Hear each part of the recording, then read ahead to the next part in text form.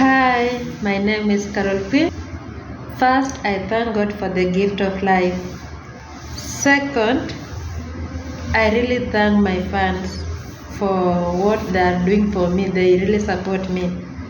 Na if you want to support me, pale YouTube najiita Carol Quinn Kenya. I'm a gospel artist. Okay. Huwa napatana na maswali mengi kutoka kwa my fans. Carol, where do you stay? Carol, how did you go there?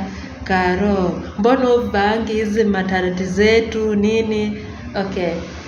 First, I can tell you, in everything that you do, put God first. Mungu amekuwa tu mwaminifu sana since I started this journey to come in Gulf. Currently, I'm in Saudi Arabia. Nafanya kazi Saudi, na wengi wenu mnashangaa mbona mimi sivaingi hizo maternity nini. Hapana. Mimi nashukuru Mungu, nilikuja kama nyinyi, kazi ya nyumba. Nilitumia tu hiyo process. Hata watu wenye tulikuja nao ilikuwa 2021 ya hapo mwezi wa 8 wanajua. Na wengine wananiuliza hizo songs ulitoa aje? By the songs nilikuja vacation na nikatoa. Na kazi yenye nafanya naweza kuja vacation after 1 year, but nikitaka ama nisipotaka.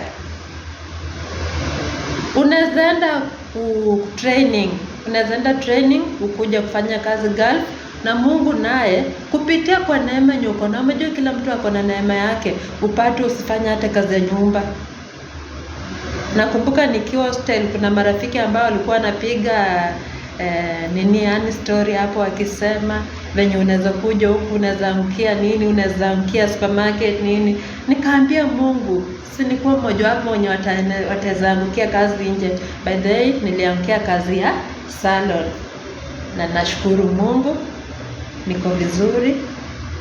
Although challenges huwa hazikosi kwa kazi, challenges huwa hazikosi, but me I thank God. Nafanya kazi 8 hours, na Kenya nazoambia kujeni, jaribuni process mkuje tufanye kazi. Wanawake siku hizi tumejituma, tunalisha hata watoto, tunalisha hata tunalinda familia. Kujeni tubadilisha maisha na usiogope. Put God first in everything that you do and you will succeed. Hakika mahali penye nimefika, siwezi nikasema ni kwa nguvu zangu wala kwa ujanja wangu, bali ni kupitia kwa neema ya Yesu Kristo. Alikuwa na mimi kutoka nianze process hadi sasa, na ninaendelea tu kumshukuru na nitaendelea tu kumshukuru, kwa maana amekuwa mwaminifu juu ya maisha yangu. Na acha pia nawe mwenye unasumbukana, mwenye unapitia magumu, Mungu akakukumbuke pia. Napenda sana kupitia kwa upendo wa Yesu Kristo. Acha amani ya Bwana iwe nanyi siku zote. Have a nice day or a fantastic day. Bye.